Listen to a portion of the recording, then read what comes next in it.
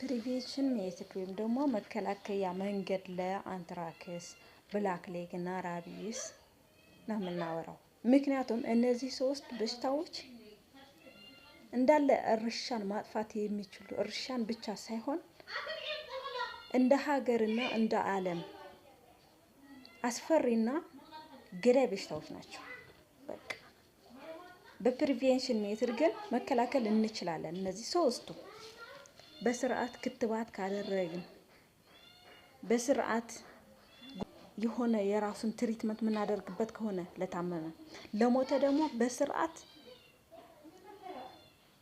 በጥልቀት ጉድጓድን ቆፍረን ምንቀብረውና ምናቃጥለው ከሆነ ከሱ ጋር የተነካካ ሶይል ወይም ደግሞ ኮንታሚኔሽን የነበረው ነገርን ከሱ ጋር ምናቃጥለውና ምንቀብረው ከሆነ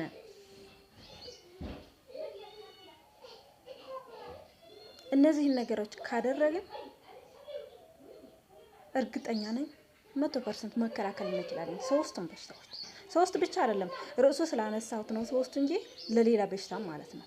ሁሌ የሞተ እንስሳ በጥልቀት ያለው ጉድጓድ ቆፍረን ምንቀብረውና ምናቃጥለው ከሆነ እሱ ብቻ ሳይሆን ከሱ ጋር ኮንታሚኔሽን ያለው ነገር ማለት ነው። ሴሉ ምናምን የሆነ ዲስቻርጅ ምናምን ፈሳሽ ያለው ቦታ ማለት ነው አፈሩ።